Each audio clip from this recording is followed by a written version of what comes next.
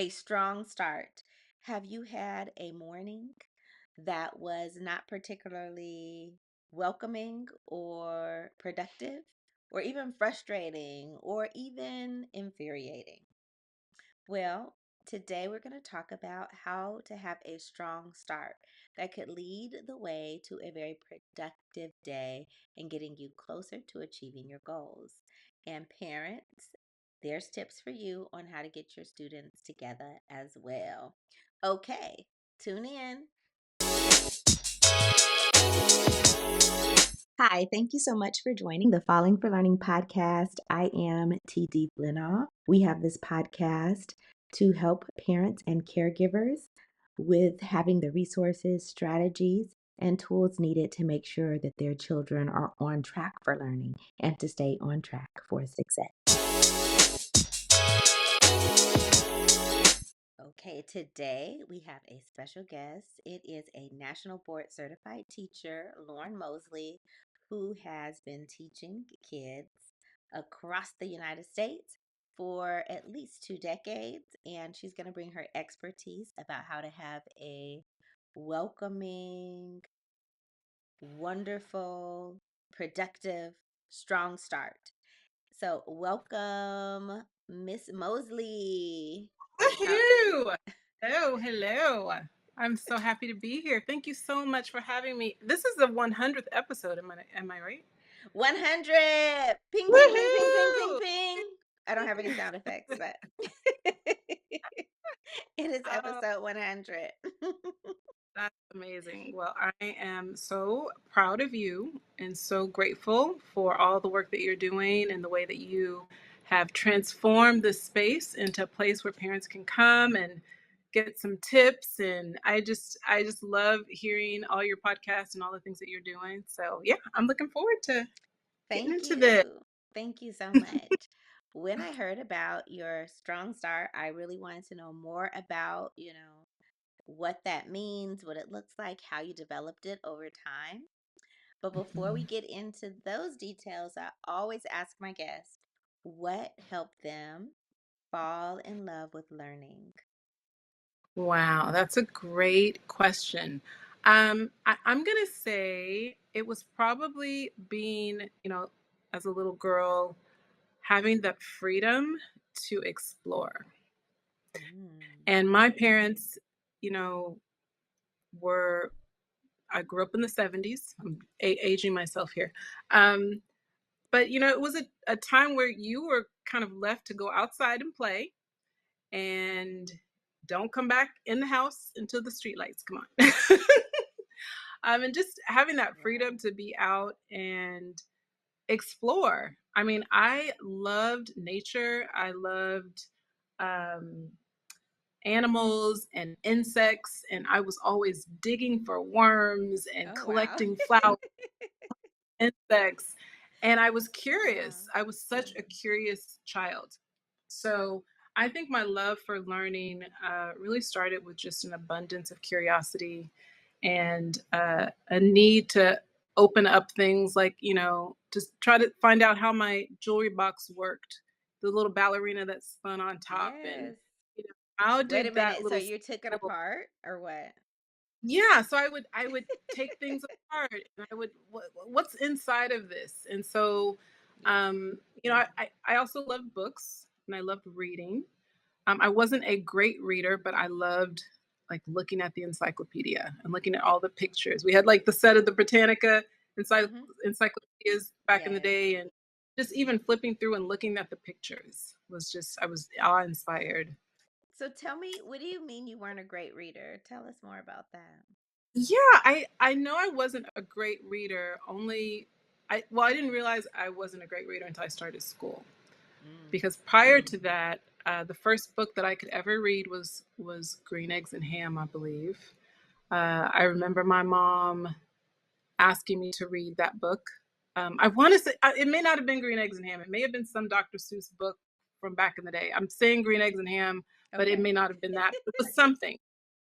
Something. It may have been Dick and Jane book. I don't know, but something that my mom would have me, she'd be on the phone with her girlfriends and like, oh my gosh, Lauren's reading. Here, come read, come read to your aunt or come read to your grandmother. And so before she got off the phone, I always had to, flip through a few pages and read a little bit because she was so excited. But when I went to school, I was in the Redbird group. Okay, hold You on know, you one got like, second. You were saying uh-huh. that you weren't a great reader before you got into school, like before kindergarten or before that. Are you talking about pre-kindergarten or are you I, talking about I'm kindergarten? saying, I'm saying when I started school, probably kindergarten, I could read. I could read a little bit. But once I got in school, I felt like I was in the group of kids who were not the great readers. I Do see. you know what I mean? Like you Okay. have the red group, the red, I think it was birds. It's like red bird group and the yellow bird group and the green bird group. I was in the red bird group. You So needed I some knew all extra those. attention. Right. And we were at the small table doing the intervention kind of stuff. It Okay. wasn't called intervention, but it was definitely the Red Bird group. And I Yes. remember it felt like perhaps I wasn't the best reader, but I Okay. love books. So Okay. I eventually graduated out of the Red Bird group. And maybe by second grade, and I remember third grade, I really was feeling a lot more confident and felt like a reader by third grade. But first, kinder, first, second, I think I was on the struggle. I was on the struggle list. Okay. Yeah. But the exploration kept you drawn to learning and all of that. Yeah. Yeah, absolutely. I think always wanting to know more kept me not shut down by the fact that I probably wasn't the best reader. My mom would read to me. The first book she ever read to me was Justin Morgan Had a Horse. And after that, all I wanted was a horse. And every time there was an opportunity to get a gift for whether it was Christmas or my birthday or Easter, hey, could I get a horse? Because Justin Morgan has one and I would really like a horse. So yeah, so there are things, childhood memories that stand out around literacy, around going to museums and going to ballet, different things with the arts. And I know my childhood was very rich with experiences that kept me Yeah. curious. And I think that was the thing that even though I wasn't a great student necessarily, grade wise, Right. it may have had something to do with the amount of talking I did as well. I was very, Mm. very communicative as a little one. I still have my report cards because my mom does not throw away anything. Right. I have report cards that have it's the proof of Lauren talks too much. I The see. conduct wasn't awesome. Um, but Okay. again, I did love learning, and I still do. Yeah. Okay. And so what about your like tell us about your education, like, your college level Mhm. education, high school level education, like those activities that lead to what you do now. Okay. Yeah. So I went to Southwest Texas State University, and I was a criminal justice, was psychology major, criminal justice minor, and I wanted to be Clarice from Silence of the Lambs. I wanted to go Mm. into the field of criminal psychology.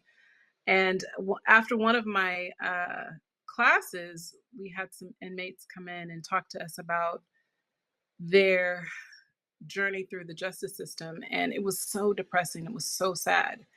Um, the the resonating theme of all of these inmates that came in to speak to us was that they did not have people who believed in them when they were kids. They didn't have Mm. teachers that believed in them, and they didn't have a very stable home life. Yikes. And I remember thinking, wow, what a difference teachers make. Right. You know, a good what a difference a good teacher can make. Yes. Um, so I was also a member of, or still am a member of Alpha Kappa Alpha Sorority Incorporated. Okay. And we had a tutorial program after school, and we partnered with a local church. And it was only supposed to be for like maybe a couple of months or a semester or something like that. But I really enjoyed it. I enjoyed tutoring the kids and being with the little ones. And um, yeah, so that was something that was really it was one of those moments where I felt like I think this is what I want to do in life. I think I want to be with the little kids. I want to teach them. I want to inspire them to be curious, like, like I was when I was a little kid. So, even though I graduated with criminal justice and psychology degree, I started thinking about getting a teaching credential after college. And I felt like if I can't help, helping people once they've already gone into the justice system or the criminal justice system, Yeah.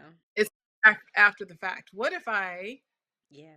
was an amazing teacher, and what if I was that person that could inspire and be the safe place and be Yeah. the one that helped a kid read so that they could have some opportunities and some, a foundation when they got older. So after that, I was like, yeah, it's funny. I told my mom and my dad because they're both educators too, and Right. when I was in college, they talked to me about being a teacher. I'm like, I don't want to be a teacher. They don't make any money.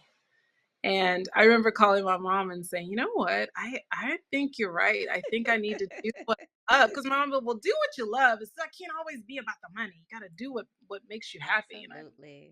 And I remember saying, Mom, I think this makes me happy. I really think I want to do this. This is the thing when I think about kids and think about being in their lives, I actually get excited. Yeah. Whereas, working in the criminal justice system it was depressing, to be honest. Mm. It was like, oh my gosh, what do we do? you know? Yeah. Yeah. So that is yeah, that's part of the journey. I went on to get a master's in curriculum and instruction, and felt like I was still hitting some walls in terms of my own growth and development, and just felt like I Yeah. still, because I want to learn something. I want to learn, how can I be a better teacher? Yeah. And that's when I heard about national board. So I thought, ooh, this sounds like a challenge. Yeah. Was, as you know, way harder than my master's. Way harder. So, Ugh. those of you who don't know, a national board certification is an advanced certification for teachers. It is, it has some weight all across the nation. If you're Mhm. relocating, your national board certification um, pretty much follows you. You're able to be certified. There's maybe a little bit you have to do, but pretty much you're certified. It's an advanced certification, and there are many things that we have to do to show that we have the expertise, right, of an Mhm. accomplished teacher. So Yeah. Miss Lauren Moseley is a national board certified teacher, and that's how I met her um, in the process, so in the renewal process. So she was one of Mhm. my instructors, facilitators as I was renewing my certification. So Mhm. yes. Yes. So Yeah. tell us about your journey for national board certification. Oh boy. Wow. That might take a couple of podcasts. Uh, It took me it took me 5 years to certify, and not because, well, let me just start from the beginning. Um I thought the certification process was me proving that I was an accomplished teacher. Mm. And what I realized through the process is it was actually about me becoming more accomplished and learning. And so there was a great deal of learning and reflection that was going on. Because when I got my teaching credential, I was part of the emergency credential program. Yes. Remember that? We Yes, are I in do. a state of emergency. They would grab anyone who had a heartbeat and stick them in front of some children If you and have a say, please. degree in a heartbeat, yes. That's all you needed. So I literally was learning on the job and had no language for what it was that I was doing. I just Mm. did the thing, and the kids did some learning, and we had ice cream and cake at the end of the school year to celebrate, and it was over. And then I did it again the next year. Like, I didn't have language for, instructional strategies or scaffolding. I just didn't know what to call it, but I was doing it. Yeah. So when I went through the process, I guess my writing, how I wrote about my experiences, wasn't clear. And that's a big part of National Board, is making sure you're clear, that your writing is concise, and that it's very convincing. And there's lots of questions to answer, and you have to interpret the questions and interpret the language. Yes. Um, and yeah, so it took me a long time. And then of course we had the pandemic, and that kind of slowed things down because we went to online learning, and there was some extensions because lots of people were trying to pivot and figure out like how to adjust to this new reality. Yes. Um, so I had a year added on to the already 4 years, and it doesn't take it. You don't have to do it in 4 years, as you know. That was just my pacing. So after the extension and being able to go through the process during the pandemic, it actually was really great because I did a lot of reflecting during the pandemic, and I think it was the shutdown of the world. There's really nothing else to do but to work on Right. my show. It was the deep reflection and like soul searching reflection in terms of like, how do I help my kids in this new environment where we are all on a screen? Right. So that kind of was the catalyst, I think, for me finally getting to the place where I could talk about all the different things and have all the language. And I think the most amazing part of the whole national board experience was the year that I submitted was also the year that I was given the Teacher of the Year award. Nice. And yeah, and it was kind of like a full circle moment for me because it was like the hardest year. It was the hard, you know, teaching during the pandemic was hard for every educator. And it was the times when I felt like I'm not doing enough they're not going to be ready like they would if we Right. were in our classrooms. But it was something about my ability to support my kids emotionally. And, as you know, we are teaching and parents are sometimes in the same room, especially the teachers who work from home. Yes. And so they're hearing everything. And it was actually my parents that nominated me for Teacher of the Year. And Wonderful. one of my parents was actually a principal. So he would record me teaching and then take it to his staff and say, "Hey, I need you guys to do this. Did This you is know my he child." was doing that? I didn't know until after He's the fact, breaking and the he kind of law, and is that's how breaking you the made law. it.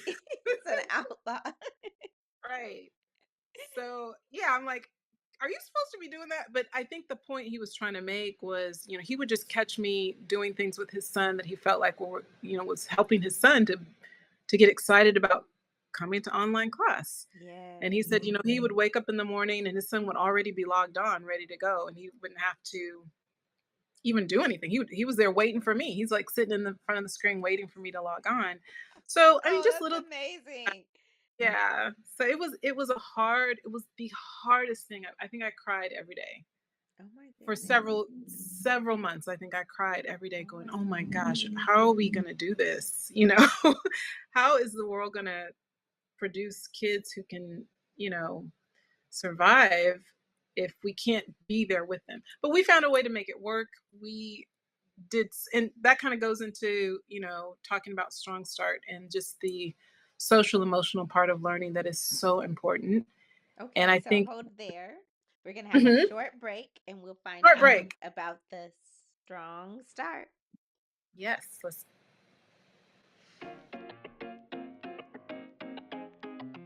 The Rewrite Method and the Rewrite Method Workbook are your go to resource for helping kids to learn to fall in love with writing.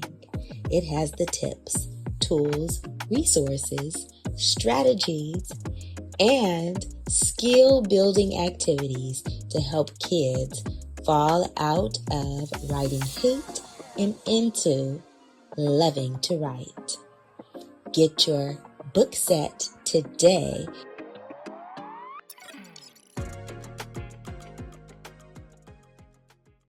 Okay, we are back with Lauren Moseley and we're going to found find out about the Strong Start program.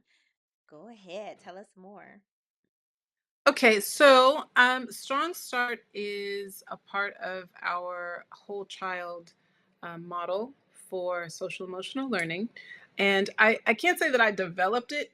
I think I'm really good at implementing it and um, connecting the pieces of all of this. The totality of the program is a lot of different things. But the part that I think really helps my kids is the what we do first thing in the morning. So Strong Start. I like to quote our counselor. She says, "We don't just have a great day; we make it a great day."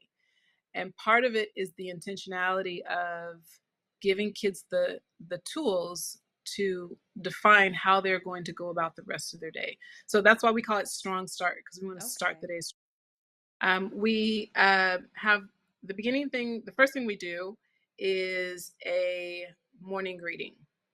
So as soon as the kids cross the threshold, they get to choose their greeting, either a high five or a hug. And I know a lot of educators do that.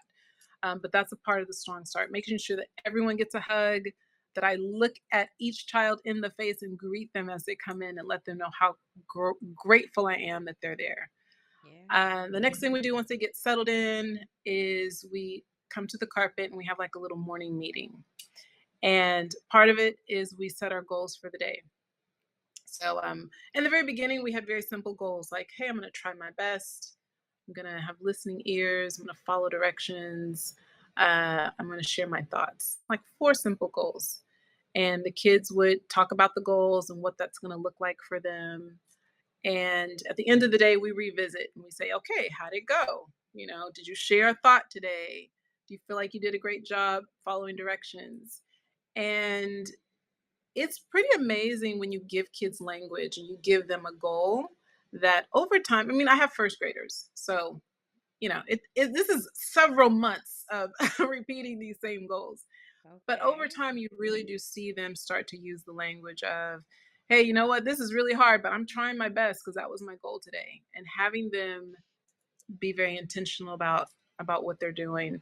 So goal setting, we have purposeful partnering where they do a small, quick, little short, like 2-3 minute activity where they'll have a discussion with their partner. Like today's prompt was pick 4 things that are different and 4 things that are the same between you and your partner. Go. Mm. And then they just chat, chat, chat, chat, chat. And there's laughing and giggling and silliness, and it's a lot of fun. And then you ring the bell, and then the next part of Strong Start is some kind of community building activity. And again, they're always fun. They're usually involve some kind of movement. Um, Today we sang the song from the movie Sing, "I'm Still Okay. Standing." So everyone got up, and the lyrics are at the bottom. And by now they all know the lyrics, so they're jumping around singing "I'm Still Standing." Again, lots of fun, lots of energy. And then the last thing we do is called sending love. Oh, no, I'm sorry. We do breathe and focus. So we do a little breath work where we Okay.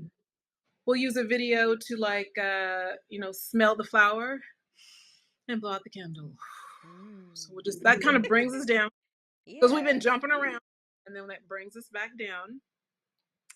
So they're really good at picking their breathe and focus activities, and they always have ones to choose from because by this time of the year they have like 12 breathe and focus exercises they can do. And then the last thing we do is called sending love, and it's our affirmation for self affirmation, and then an affirmation for someone that they are sending love to. So like a kid might say, I want to send love to my mom. She's got a cold and she wasn't feeling good this morning, and she was really grumpy and not feeling good, and she kind of yelled at us. But I'm going to send my kid. I'm going to send my mom love. So that's what my kids are saying about their. Mm. So That's it's a good nice. thing too, because you also get kind of like a peek behind the veil of their lives. Like you kind of Right. see what's going on in the background of their lives. Um, and then we do our affirmation. It's just a poem that they say, and they all know by heart now. So it's really cool to hear them say it. Um, yeah, and then that's it. And then we start our day. Takes about maybe 15-20 minutes at the most. Mm. And I tell you, there are days when I've been tempted to skip it, and they always go, "What?" we're not doing strong start today. And I'm like, oh yeah, you're right. You're right. Okay, so I So they, remember you told me that you had one goal. I mean, there's lots of goals, but a good overarching goal for Strong Start. Do you remember what you told me? Is that they were supposed to the, all laugh, right? yes, all laugh. It has to bring joy. They all have to at some point laugh and just have like that it's gonna be a good day. Because if you start the day laughing, if you start the day happy, Yeah, that's that's a win. Because some of the kids, we don't know what happened before they got you're to my right. door, but some of them are sad. Some of them, Yes. you can tell they just woke up and hair is, drool, and like, you didn't wash your face, huh? Oh, you slept in that shirt. Like there was a rush, you can tell. And, Yes. you know, it's my job to set the tone for how the day is going to be. So I have to get them happy. I can't Mm. control what happened in their life and what happened before they got to me, but I can, for that window of time, um, help them to get over it a little bit so that we can move on with the day. So can So you tell us, like, how many students would you say you feel like when you see them in the morning, they're affected by whatever happened before they got there, like negatively? I would say um, every kid at some point has had a bad morning, Okay. and But I say it's everyone at some point has had a bad morning. yes. Period. They are 6 years old, and at some point mom or dad or someone had to get on them the night before or in the morning, or they were even if it's just they were late. Yeah. Being late for some kids can be really upsetting. Yeah. They maybe nothing personal, but mom was just rushing and they woke up late. Just that quick, quick, quick, quick, go, go, go, and they got to school late and they're walking in late. That Yeah. can be, the whole day is going to be shot if you don't do something to help turn that around. So But what yeah, I tips? would say tips Sorry, for go ahead. parents. Well, yeah, like No. what in the morning, like before, like there are those days, but is there something that they could do to help with their kids coming into the school? Because we know that they're affected Yeah. negatively if it's a big argument or something like that in the morning. Hmm. Yeah, I would say, and people are human, and parents are, I'm sure, are doing the best that they can, and I really love my parents, and I bet it's a scary place sometimes to come for a parent to come to school and have to sit in front of the teacher and the teacher say, "Hey, let's talk about Johnny." Um, so I'm really gentle with my parents in that way because I know that there's a lot of responsibility that they have for their child, and I know that every parent thinks their child is a reflection of them, which, you know, yes. Yes. And we have to remember that kids are their own individuals, and so they do Yes. come with a unique set of characteristics. Having said all that, I think if parents could do a better job being mindful that how you prepare in the morning starts at night, starts the night before. Mm. So being organized, making sure you have all the things ready the night before kind of helps for a better transition in the morning. Um, Making sure that you say as a parent that you believe in your kids, Yeah. that you believe that they're going speak words of just affirmation into their lives every morning. Again, going back to those classes I took in college, I think that was the thing that those guys that were in prison serving very long terms said that, hey, I didn't have anyone who believed in me. So I think just telling your kids that you believe in them, hey, I know you're going to do great today. I believe in you. You're smart. Just positive, affirming words, I think are so, so important. Um, yeah, I think you and my kids do tell me everything. Little kids tell us everything. But I think one of the things I hear a lot from my kids is that, they really know when parents are stressed. So when we get to that sending love, they'll Yes. say, "I would like to send love to my dad because he was, he's not doing well. Maybe he didn't get his new job yet, and he's still waiting to start his work, and he hasn't started yet, and he's really sad. You Mm-hmm. know, my mom works really, really hard, and she's tired a lot. Those are the Yes. things so they know, they feed off that energy, and they know. So just realize that how you um, the gift that you can give your kid is to allow them to be kids.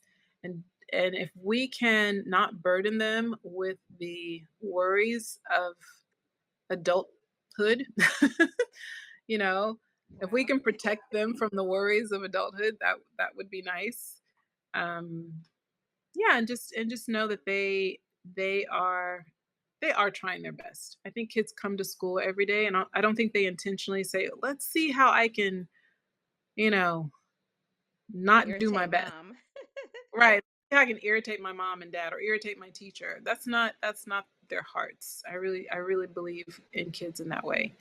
Um so yeah, did I answer the question? You did. You did Yeah. answer like what parents can be mindful of because they don't always obviously they've dropped their child off.